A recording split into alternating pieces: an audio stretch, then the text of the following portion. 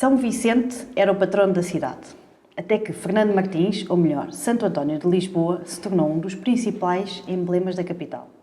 Doutor da Igreja, com uma formação intelectual ímpar, estudou em Lisboa e Coimbra, onde viveu mais de 2/3 da sua vida. Morreu em Pádua, em Itália, a 13 de junho de 1231. A devoção popular ao santo é enorme e as festas em honra de Santo António de Lisboa são uma grande prova. Este ano, por todos os motivos, não há festa na rua, mas há uma história sobre a relação desta figura com a cidade e com a cultura portuguesa por explorar. Para isso, tenho hoje comigo uma pessoa que conhece muito bem o percurso de Santo António e como ao longo dos séculos se foi tornando uma figura adorada em todo o mundo. Comigo tenho Pedro Teotónio Pereira, coordenador do Museu de Lisboa, Santo António.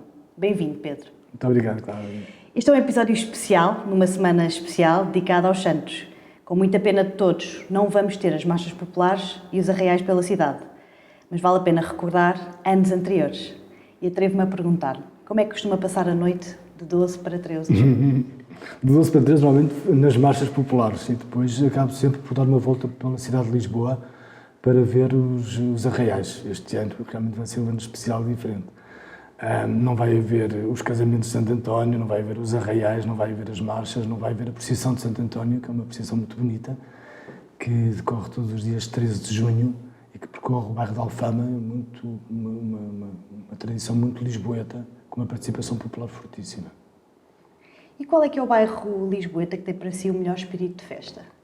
Eu acho que todos têm espírito de festa. É engraçado porque nós, há alguns anos, esta parte, lançámos a exposição de rua de tronos de Santo António.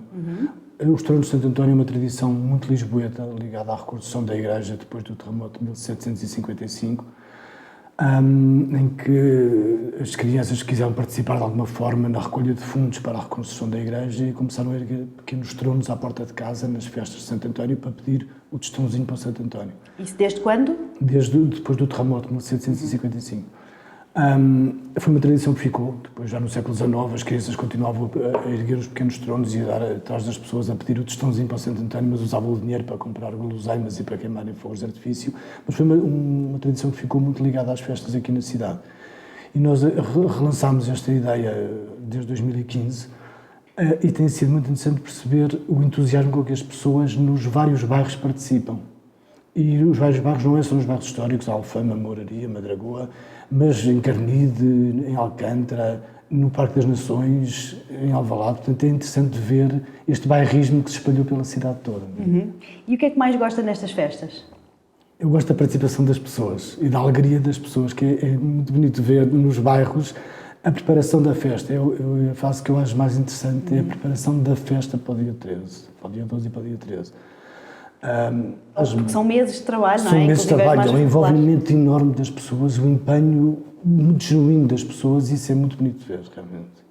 E, na verdade, o que é que acredita que estas festas, este evento, acrescenta à cidade de Lisboa? Eu acho que é muito identitário da cidade de Lisboa. É um marco muito grande no ciclo anual que temos em Lisboa e que temos aqui na cidade, que é interessante perceber a expectativa que as pessoas têm para as festas de Santo António, que é o culminar de meses de envolvimento e de trabalho.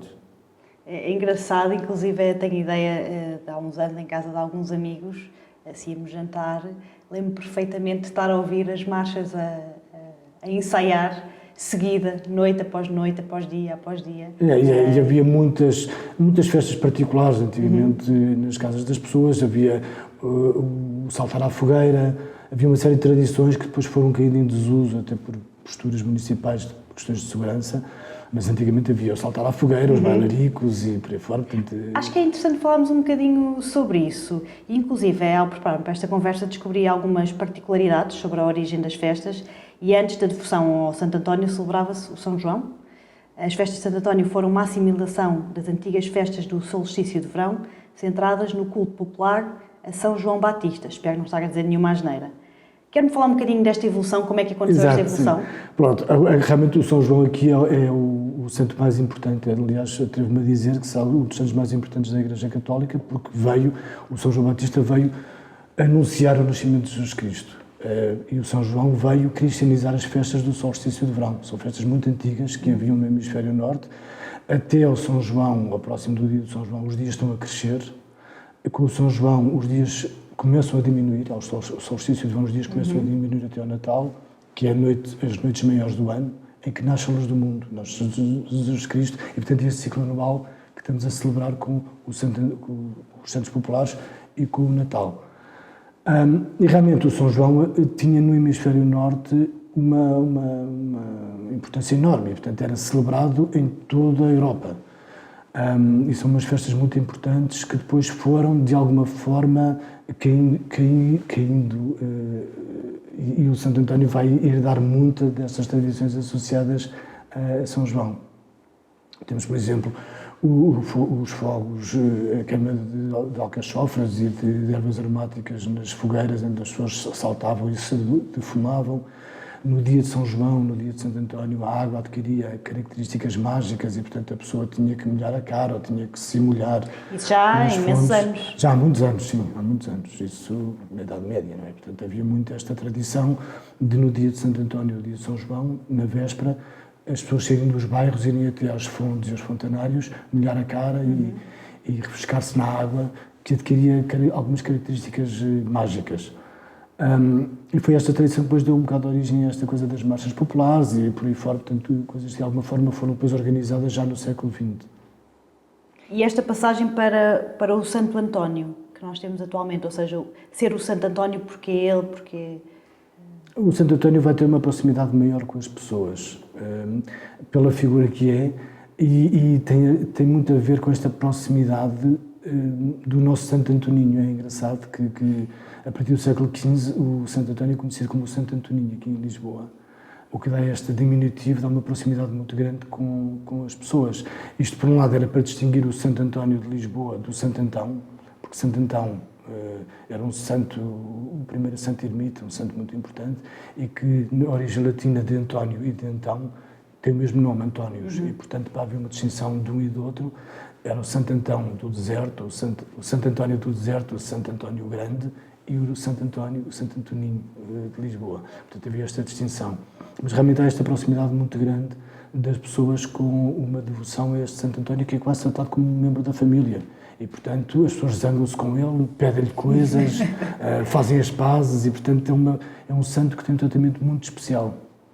E, portanto, num passado mais recente, mais presente, houve um ressurgimento das festas. E muitas daquelas que hoje consideramos as tradições nasceram-se cá nos anos 20, 30? As tradições ligadas a Santo António já são mais antigas. E realmente depois houve o século XIX, que é um século de ruptura, não é? Porque realmente houve a extinção das ordens religiosas em 1834, há uma proibição das procissões e das manifestações do culto público e, portanto, há aqui uma ruptura grande no século XIX. Em 1895 realizam-se as comemorações antonianas, celebra-se o 7º centenário do nascimento de Santo António e há um ressurgimento da imagem de Santo António. Nesta altura envolve toda a sociedade civil, envolve a família real e, portanto, há umas festas imponentes de Santo António, que envolve naturalmente a Igreja, não é? E, portanto, depois entra pelo século XX adentro. O culto a Igreja tinha sido fechada no século XIX, a Igreja de Santo António, e vai reabrir em 1930. E é nesta altura que realmente vai começar a haver um novo olhar para as festas religiosas e para as festas populares ligadas a Santo António. É a partir daqui, e com o Estado Novo então isto vai ser muito claro, a afirmação, porque o Estado Novo vai buscar muito o que é tradicional, o que é o folclore. E quais são estas maiores tradições, então? E vai buscar muito estas tradições.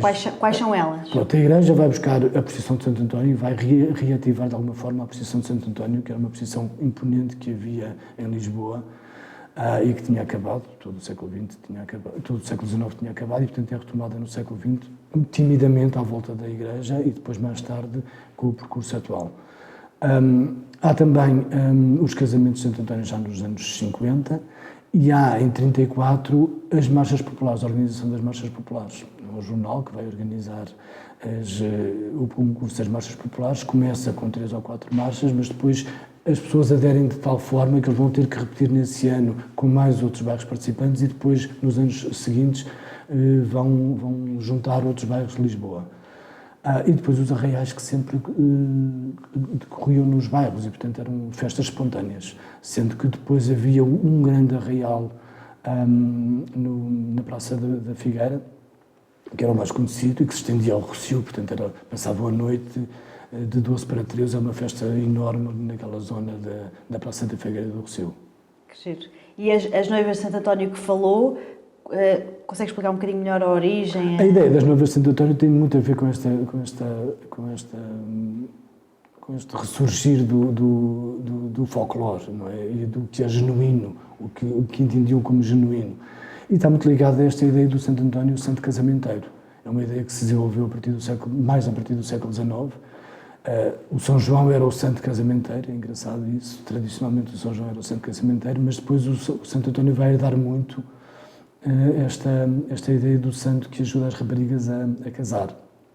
Sendo que depois há, por exemplo, o São Gonçalo de Amarante, que ajuda as senhoras mais velhas e, portanto, o Santo António é mais especializado nas raparigas mais novas, o que dizem que é um trabalho mais fácil, apesar de tudo, que o São Gonçalo de Amarante. Mas realmente o Santo António vai ficar muito colado a esta ideia do santo casamenteiro, tanto em Portugal como no Brasil. Foi uma tradição que nós levámos para o Brasil e então há uma devoção enorme no Brasil à volta do Santo António e do santo casamenteiro. E aí aparece realmente nos anos 50 já esta ideia dos casamentos de Santo António, que era para ajudar de alguma forma famílias com algumas dificuldades financeiras. Claro. E portanto era para promover a festa e o casamento. No fundo, esta ideia de apoiar a família, claro, muito ligada a esta ideologia do Estado Novo. E portanto, mencionou também que depois do 25 de Abril as marchas acabam por perder algum destaque, até que nos anos 90, sensivelmente, tudo muda. E o que é que aconteceu para as marchas se tornarem de novo um ponto de atração? O Santo António ficou muito colado a esta ideologia do Estado Novo, porque realmente foi o Estado Novo que vai muito tentar organizar de alguma forma as festas ligadas a Santo António, e há uma divulgação muito grande de Santo António. Por exemplo, o feriado municipal do dia 13 de junho é instituído em 53, tinha sido no dia 25 de outubro, que era o dia da conquista de Lisboa aos Mouros, tinha sido anteriormente o dia 13 de maio, porque era o dia em que nasceu o Marquês de Pombal, e só em 53 é que é instituído o feriado municipal do dia 13 de junho, dia de Santo António. E há outras coisas ligadas a Santo António e ao Estado Novo que vão me ligar muito quase o santo do regime, e portanto depois do 25 de Abril ficou com este estigma, perde-se um bocadinho e ficou muito com este estigma. Em 1990, é interessante, a Câmara Municipal de Lisboa criou uma comissão para a organização das festas, para repensar as festas de Lisboa. E são várias pessoas ligadas a várias áreas da cultura e que vão repensar. Portanto, isto foi uma ideia pensada, estratégia para definir, para voltar... O olhar para as festas e para o que é isto das festas de Lisboa. E realmente esta ideia das marchas é uma coisa que ficou muito ligada aos bairros e há um interesse muito genuíno das coletividades e das associações culturais na organização das marchas, porque é uma questão de identidade quase dos bairros e, portanto, isso foi entendido por esta comissão e realmente perdeu este estigma da ligação ao Estado Novo. É muito mais do que isso, e o Santo António é muito mais forte do que isso, não é? É muito mais genuíno do que isso. E foi muito bom esta comissão que definiu então realmente este olhar para o Santo António de uma forma completamente diferente e já liberta desta ideologia. E que no fundo é os santos, as festas populares que nós conhecemos atualmente, não é? Foi a partir daqui mais ou menos. Sim, portanto, o mês de junho realmente celebramos em Lisboa e em Portugal inteiro as festas dos Santos Populares, que é o 13 de junho, que começa com o Santo António, o 24 de junho, que é o dia de São João, e acaba com o 29 de junho, que é o dia de São Pedro. E acabou por acontecer também um alargamento das festas até outros bairros. Isto, inclusive, eu falei com a Joana Gomes Cardoso quando tivemos a nossa conversa. É interessante perceber, pelo menos era isto que eu lhe queria perguntar da minha ótica, acabámos por ser hoje em dia, pelo menos olhando para a cidade de Lisboa, os santos são celebrados em toda a cidade, há festas em todos os bairros. Isso tem a ver realmente com esta questão de identidade, não é? E isto foi uma coisa natural, porque os bairros vão sendo criados e deixam de ser dormitórios, não é? Portanto, são bairros, têm a vida de bairro, têm uma vida de alguma forma que se identificam com o local onde vivem e naturalmente celebram o Santo António, ou celebram os Santos Populares, porque estão a celebrar a vivência, não é? A vivência de uns com os outros. Pois, não é? na verdade é um é bocado isso. isso que estamos a celebrar. Alguma tradição que se foi perdendo e o Pedro acredita que faz falta? Algumas que se vão perdendo, mas outras vão sendo criadas e, portanto, eu acho que isso faz parte da dinâmica cultural, não é? Mas isso é que torna estes festejos tão genuínos e tão verdadeiros, não é? Não são artificiais, são adquiridos pelas pessoas e as pessoas vivem-nos, claro. Não é? Com verdade, que eu acho que isso é que é bem. Engraçado, por acaso é mesmo isso, é um sentimento de pertença, de ser nosso, de ser de Lisboeta. Falou há pouco, ao início da nossa conversa, como é que vão ser as festas este ano? Daquilo que o Pedro sabe, o que é que vai mudar? Ou seja, não vamos para a rua, não é? Fazer este ano, realmente, as festas vão ser diferentes. Não vai haver os casamentos, não há os arraiais como nós os conhecemos. Portanto, vai haver uma série de ações que a Câmara está a organizar e já está a organizar. O Museu de Lisboa e o Núcleo de Santo António. Nós normalmente temos sempre uma atividade grande nesta altura dos Santos Populares e na altura do Santo António e tivemos que adaptar de alguma forma a nossa programação. Este ano não há a procissão de Santo António na rua, que é uma procissão, já repito, muito bonita e muito genuína e de uma devoção muito lisboeta e, portanto, o que nós fizemos foi, temos uma exposição dentro do museu de figuras da procissão de Santo António que nós encomendámos há uns anos aos irmãos Baraça de Barcelos, que é uma família muito tradicional do barro daquela região norte de Portugal, em que nos fizeram a procissão de Santo António na atualidade, através do olhar tradicional destes barristas do Norte.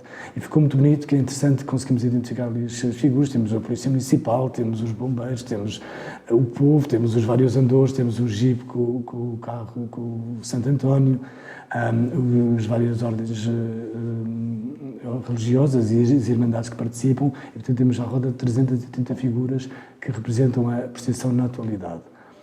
Também instalámos no museu, já que este ano não há arraiais. No ano passado nós fizemos o registro em vídeo no dia 12 de junho à noite, no Largo de São Miguel, em Alfama, que é um dos arraiais mais típicos da cidade de Lisboa. É mesmo ali o centro. O epicentro das festas. E nós gravámos em 360 graus o arraial e este ano temos no museu uma instalação vídeo em que a pessoa pode entrar para dentro da festa e perceber o que é o arraial de Santo António na cidade de Lisboa. É interessante e a esta distância, e este ano em particular, podermos ver o que é o arraial e aquele acumulado de pessoas que este ano está tão distante, é tão diferente do que nós vivemos, que é muito interessante nós podemos olhar de alguma forma para a forma como as pessoas celebram os Santos Populares e a forma como as pessoas se aglomeram. Claro. Para nós este ano é este início. Pois, e até é interessante, eventualmente, repensarmos um pouco, não é? Falando, por exemplo, da minha experiência, eu, mais miúda, adorava estar na molhada, no meio, a noite toda a subir e a descer pelo castelo, não é? Alfama, Castelo, e mais recentemente tenho alguma tendência a aproveitar muito pré-noite de Santo António, portanto, ir jantar muitas vezes à Alfama, etc., mas acabo por no dia me afastar, por sentir que já é demasiada confusão. Sim. Se calhar temos aqui também espaço para repensar um pouco, reorganizar eventualmente, não sei muito bem, para atrair mais... Sim, exatamente. Acho que sim, realmente, como disse, eu acho que a parte mais interessante das festas é antes da festa. Sim, não é? A preparação da festa. E é muito interessante porque é um entusiasmo enorme até ao dia, não é? E depois aquela ansiedade das marchas e dos concorrentes e de todo o bairro envolvido, à espera quem vai ganhar, quem é que não vai ganhar, como é que vai ser, como é que são os outros bairros, o que é que vão apresentar, como é que não vão apresentar. Toda aquela preparação é muito, muito interessante. Mas depois há vários locais de Lisboa onde é mais calmo. Não é? Claro. E, portanto, uma pessoa depois aí pode escolher os arraiais mais tranquilos, pode jantar com muito mais calma. Sim, exatamente. Alvalade, inclusive, penso que fui ao Inatel o ano passado, se não me engano, ou seja, acaba por haver. E a Joana estava a falar que, mesmo na Expo, que um dos bairros mais recentes da capital, é o maior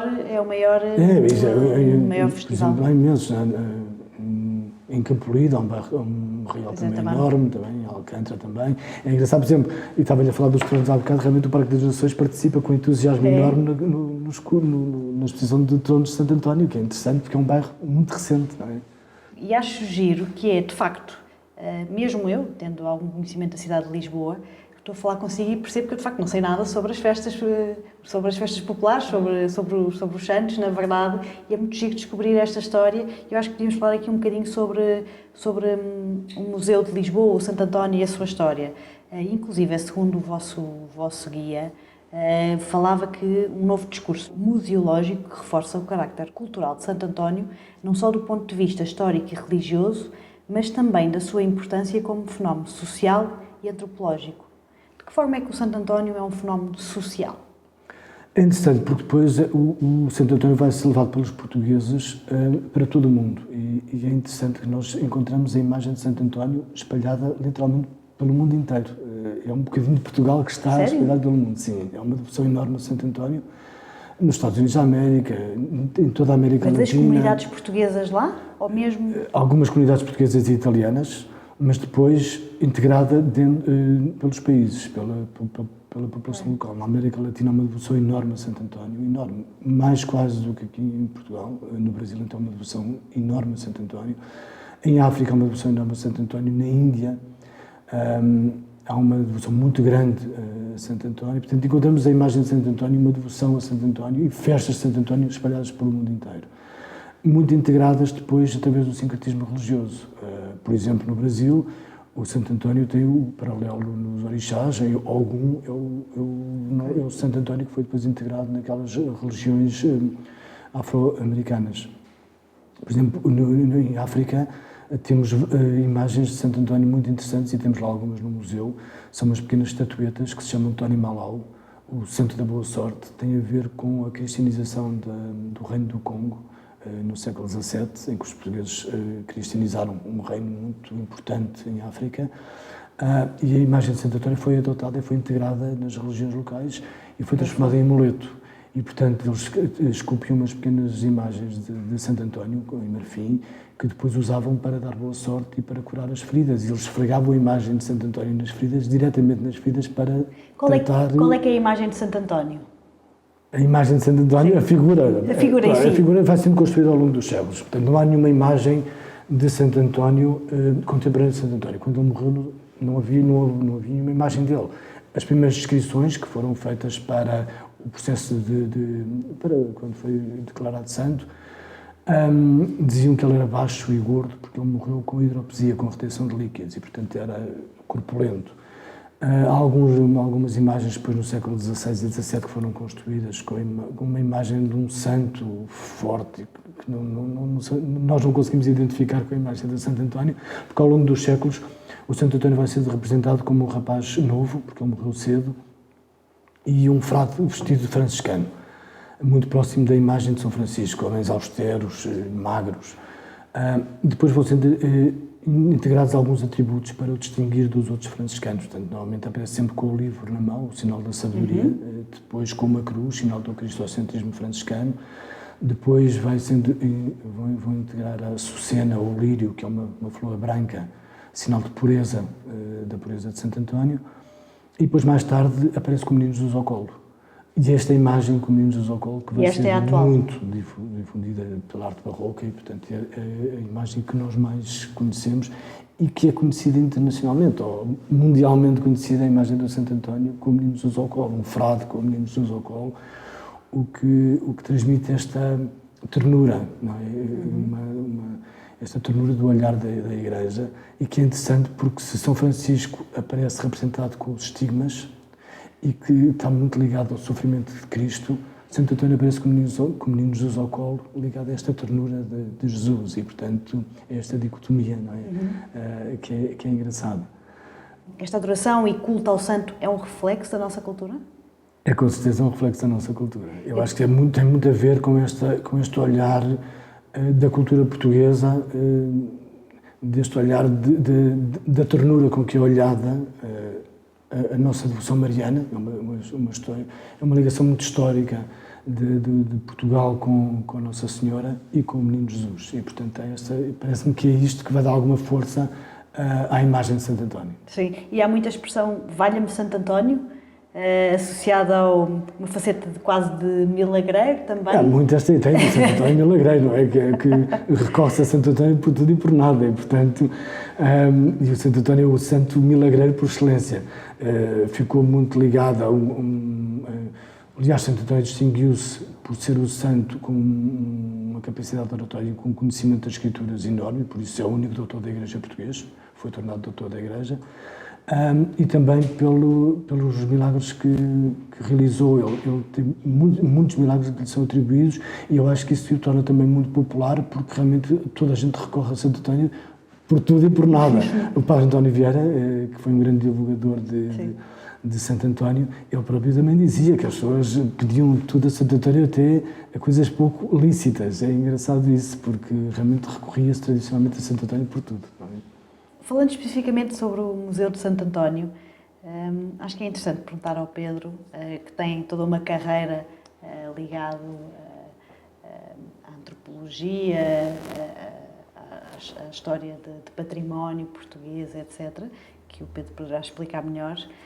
Mas a pergunta é: porquê é que todos os lisboetas, crentes e não crentes, devem visitar o Museu de Lisboa, neste caso o Núcleo Santo António? Bom, o que nós tentámos no Museu de Santo António foi realmente fugir um bocadinho à ideia de um museu de arte sacra. Porque o Santo António é muito mais do que arte sacra, é muito mais do que um santo de altar. O Santo António saiu dos altares e realmente é um santo popular, um santo que está muito próximo das pessoas e que se transformou num elemento de identidade cultural de Portugal e que foi espalhado pelo mundo. E por isso nós no museu tentamos de alguma forma dar essa visão mais ligada à antropologia e às ciências sociais e menos ao lado da arte sacra pura e duro, quer dizer, porque é interessante esta visão que as pessoas têm, esta ligação que as pessoas têm com o Santo António e o que é que Santo António representa para as pessoas. E, portanto, nós queremos, de alguma forma, transmitir isso a quem visita o museu. Claro que temos a história de Santo António, toda a vida dele, explicamos como é que foi, como é que se espalhou a devoção pelo mundo, mas depois temos este lado da utilização de Santo António na publicidade, este lado de Santo António na crítica social e política, e é interessante, por exemplo, no século XIX o Santo António foi muito usado como crítica social e política. A ideia dos tronos de Santo António para fazer troça da família real e daí do real, do trono de Santo António dentro do trono, fora do trono. Depois havia os ministros que tinham o nome de António, portanto eles brincavam com isso. O Godal Pinheiro vai muito usar a caricatura de Santo António para fazer esta crítica social e política. Aliás, o Zé Povinho, a primeira vez que aparece a imagem do Zé Povinho num trono de Santo António. E portanto é interessante esta ligação que usam o Santo António para a crítica social, que depois continuou no século XX, aliás, porque o Salazar era António de Oliveira Salazar, e portanto há muito esta brincadeira de crítica ao Santo António, que era uma crítica política ao Salazar, e portanto isso vai ser muito usado até à atualidade. Depois no museu realmente temos este lado da história de Santo António, temos o lado da iconografia ligada à construção da imagem de Santo António, mas depois temos lá representações de Santo António em várias partes do mundo. No Brasil, na Índia, no Peru, em África, e portanto temos estas representações todas que nos dão uma visão diferente de Santo António. Temos também alguns apontamentos sobre a carreira militar de Santo António, que é outra vertente muito pouco conhecida das pessoas, que a partir do século XVI a imagem de Santo António vai ser alistada no exército como se fosse um soldado, e portanto era a imagem de Santo António que participava nas batalhas e que ganhava um ordenado como outro soldado qualquer, e portanto era pago um soldo, e o Santo António distinguiu-se pela sua valentia e foi subindo na carreira militar, que vai de soldado raso a general, chega a general. Isto em Portugal, no Brasil, em África, na Índia, em Timor, e portanto há uma carreira militar associada a Santo António muito interessante, depois dele morto, não é? E, portanto, da imagem, ele vai participar nas batalhas, tanto na altura da restauração e na defesa sempre na defesa dos portugueses contra todos os ataques estrangeiros. Portanto, no Brasil havia, na altura de 1640, os franceses e os holandeses começaram a atacar a costa brasileira e que Santo António foi muito usado para defender os portugueses e o Brasil destes ataques, mas depois nas invasões francesas também. E Santo António vai participar em várias batalhas aqui em Portugal contra os franceses para ajudar sempre os portugueses destes ataques. Aliás, de tal maneira que foi eficaz que foi condecorado pelo rei Dom João VI. Bem. Portanto, temos estas vertentes lá no museu. Depois temos o lado mais ligado às tradições populares e a ideia dos castigos que se faziam ao Santo António. Portanto, havia muito esta ideia de, quando se pedia alguma coisa ao Santo António, virava-se a imagem contra a parede, virava-se a imagem de cabeça para baixo, enforcava-se a imagem de Santo António, metia-se a imagem de Santo António dentro de um poço, até que se cumpra o pedido. Estas tradições foram recolhidas pelo Leite Vasconcelos, pelo Armando Matos e pelo Teófilo de Braga no século XIX, mas são tradições que continuavam ligadas a Santo António e que vão continuar até aos dias de hoje e que se vão modernizando. Por exemplo, temos muitos brasileiros que vão lá ao museu e que dizem que no Brasil usa-se muito a colocação da imagem do Santo António dentro do congelador para ajudar a congelar relações e, portanto, a ideia de procurar um namorado e um marido. Ou, por exemplo, uma tradição mais recente de ir lançar uma moedinha ao Santo António, ali no Largo de Santo António há uma estátua e a imagem tem, o Santo António tem um livro aberto e as raparigas têm que lançar uma moeda de maneira que a moeda fique no livro. É muito difícil porque a estátua está muito alta. E então ficam ali muito tempo a lançar a moeda e quando acertam e quando a moeda fica lá, é uma festa. E é casamento certo. É interessante. Nós de vez em quando estamos ali a assistir e por alturas das festas do Santo António é mais normal ter lá mais gente. E foi engraçado, de vez em quando vê-se ali, há uma festa enorme. Quando atiram, uma vez estava lá um casal novo, a rapariga atirou a primeira vez a moeda, acertou logo à primeira vez, o rapaz que estava com ele ficou tão aflito. E é interessante ver isto. Portanto, é uma tradição que fica e que as pessoas continuam a ir lá. Que giro. Muito interessante e, de facto, ver aqui a conversa toda que temos tido até agora, isto é muito pensar a tradição e o nosso património e, de facto, como é que nós temos promovido isto e como é que temos organizado isto, uma coisa que já vem de trás. E, se calhar, por uma razão de ter sido tão bem pensado, organizado e ser tão tal nosso, autêntico, é que tem sido um sucesso para quem nos visita até recentemente. Eu acho que sim. Eu acho que mais do que organizado, eu acho que é mais por ser é um movimento espontâneo, que depois de alguma forma tem que ser balizado para não haver depois um descontrole, não é? Portanto, eu acho que isto parte das pessoas. Eu acho que o sucesso disto é que isto parte realmente das pessoas. É muito interessante ver o envolvimento dos bairros na organização das festas e é muito interessante ver a devoção, católicos ou não católicos, a Santo António. E a quantidade de pessoas que vai lá ao museu que gosta de Santo António. Têm recebido muitos portugueses? Muitos portugueses. Normalmente temos metade portugueses, metade estrangeiros. Mesmo assim é Sim. Sendo que os portugueses normalmente é mais na altura do Santo António. Ao longo do ano é mais estrangeiros. E os estrangeiros, o que temos muitos são brasileiros, muitos brasileiros que visitam o Santo António, mas também italianos também visitam. E que é interessante porque os italianos, a maioria dos italianos não sabe que Santo António nasceu em Lisboa. E nós isso aí temos que estar sempre a frisar esta ideia de que Santo António nasceu. É o mesmo, o Santo António de Pádua é o mesmo Santo António de Lisboa, que ele nasceu cá, morreu lá e que o grupo está lá. Mas ele nasceu aqui e que a cidade de Lisboa nunca esqueceu que ele nasceu aqui. É interessante a devoção de Santo António que vem desde há séculos para cá. A minha pergunta prendia-se também com o tema património, que era isso que eu gostava também de lhe perguntar. Assim como nós temos tudo isto que falámos até aqui, o Santo António, as festas, as marchas, o casamento, o Pedro acha que há um tanto outro património por explorar, por mostrar ao mundo ou a nós lisboetas? Bom, há um património imaterial fortíssimo ligado a Santo António e às festas de Santo António. Portanto, todo esse património imaterial ligado à música, ligado ao cinema, ligado, quer dizer, às devoções, é importante. Depois há um outro património ligado aqui a Lisboa, que apesar de tudo, já passaram mais de 8 séculos do nascimento de Santo António e há uma marca de Santo António na cidade de Lisboa. E normalmente isso nós fazemos muito ali no museu, vários percursos pela cidade, em que mostramos alguns vestígios da presença de Santo António na cidade de Lisboa e está espalhada pela cidade inteira. É interessante ver isso. Sendo que os portugueses e lisboetas começam a redescobrir mais, nos últimos anos, a redescobrir, a querer conhecer mais sobre o nosso património, sobre as origens e sobre a cidade? Eu acho que sim, há um interesse crescente da população e das pessoas de ser turista na própria terra, que eu acho interessante, é uma visão interessante porque há uma riqueza enorme na cidade de Lisboa, e em Portugal, mas na cidade de Lisboa, muitas vezes que nós lisboetas não aproveitamos. E vamos ao estrangeiro e visitamos uma série de museus e de outros locais, mas aqui na cidade de Lisboa muitas vezes não visitamos. E acho que as pessoas estão a começar a descobrir isso.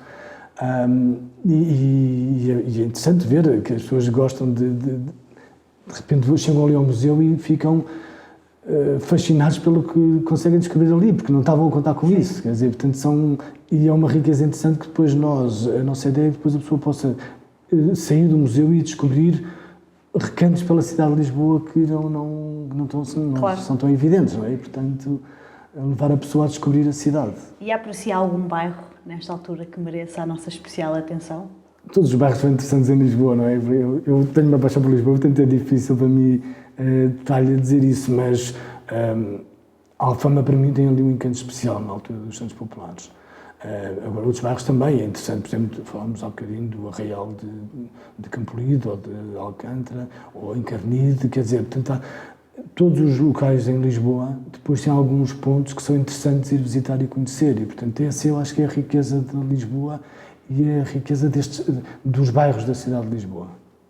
Se eu tivesse que lhe perguntar, então, quais é que são os seus bairros favoritos? Por ligação, porque vivi muito tempo em Carnide, tenho uma ligação especial por Carnide, porque vivo ali na zona de Val de Santa Mar, em Alcântara, tenho uma ligação especial por Alcântara, porque trabalho ali em Alfama, tenho essa ligação por Alfama, mas depois há a Madragoa, que tem um encanto especial, ou a Moraria, e portanto há muitos bairros. Eu acho que há sempre qualquer coisa para descobrir em qualquer um dos bairros da cidade de Lisboa.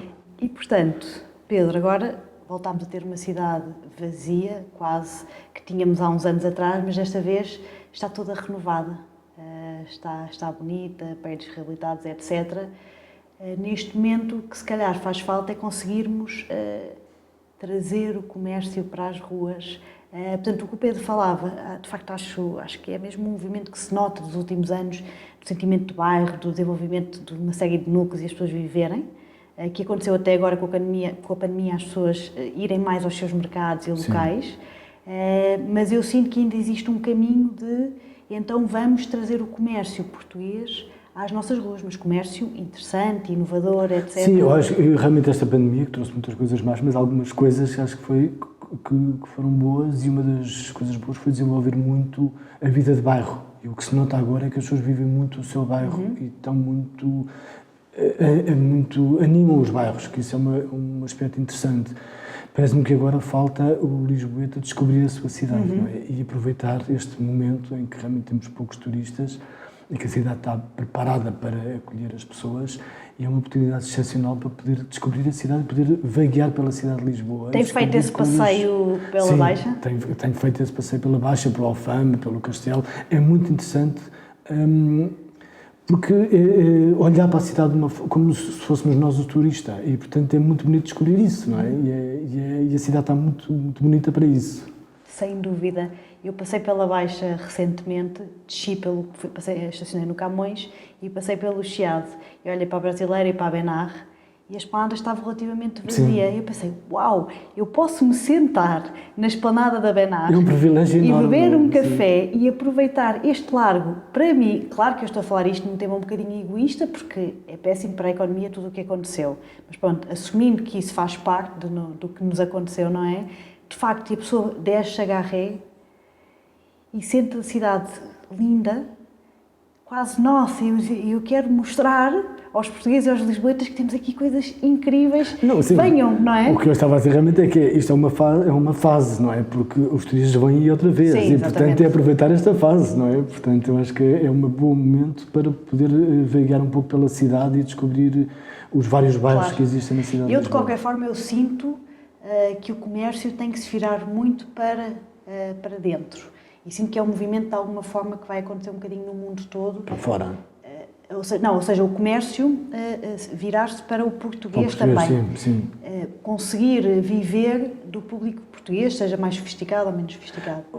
Para mim isso é evidente com ou sem pandemia, quer dizer, porque para um turista a pessoa não gosta de coisas artificiais, não é? Exatamente. Portanto, a programação ou as coisas têm que ser viradas para o português, para o lisboeta, e isso atrai os outros, não é? Atrai o estrangeiro, Sim. Que isso é que distingue dos outros.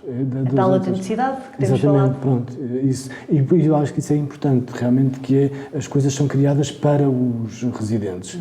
E isso naturalmente atrai-os de fora, e portanto isso é que é a riqueza da cultura. Não é?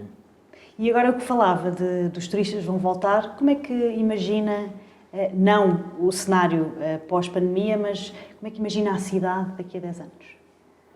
Eu acho que é uma cidade mais focada no local. Eu acho que aí, e acho que este desenvolvimento dos bairros, isso vai continuar. E para mim acho que foi uma descoberta grande esta vida nos bairros.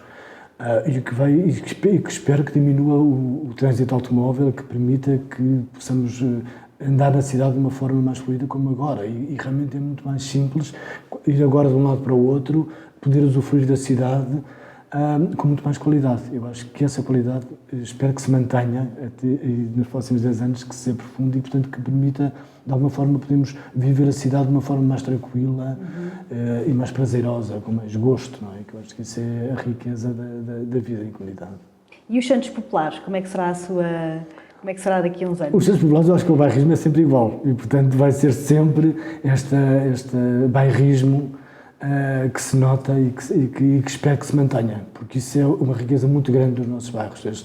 E houve estes últimos anos uma saída muito grande das pessoas dos bairros e notava-se muito, de alguma forma, os bairros a ficarem vazios, e espero que isto agora traga um novo fogo a esta vida de bairro e a este olhar para os bairros e para a vida coletiva. Claro, porque de facto há muitos fogos livres por habitar neste momento, Sim, não é? Que ficaram livres com a falta de turismo.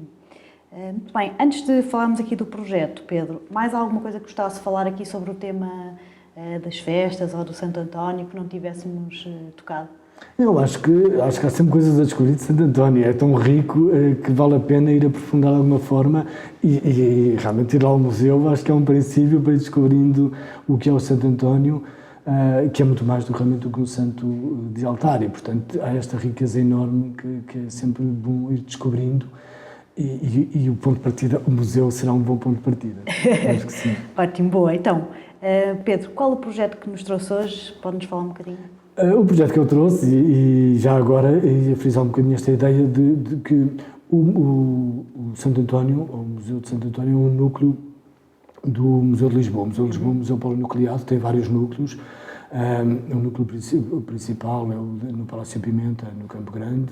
Depois temos o Santo António, temos o Teatro Romano, temos o Torreão Poente do Terreiro do Paço, onde se organizam as exposições temporárias, e temos o núcleo da Casa dos Bicos. E por isso tinha que trazer outro núcleo e chamar a atenção para outro núcleo do Museu de Lisboa, que acho que é interessante, e que é o Teatro Romano. Aliás, é a única capital da Europa, tirando Roma, que tem um teatro romano, e vale a pena descobrir que é uma pérola aqui na nossa cidade e que tem um conhecimento enorme da história da cidade de Lisboa e que vale a pena ir conhecer. Ok, muito bem. Pronto, acho que chegamos aqui ao fim da nossa conversa. Pedro, não sei se tem mais alguma coisa a acrescentar. Não, obrigado. Mas obrigada por vir. Já abriu o museu, certo? Sim. Já posso ir lá visitar? Sim, o museu já está aberto todos os dias. Agora temos com o horário especial das 11 às 5 horas da tarde, mas normalmente é das 10 da manhã às 6 horas da tarde. Boa. Então, encontramos pelo museu um dia destes. Muito obrigado. Está bem? Perfeito. Obrigada, Pedro. Muito obrigado.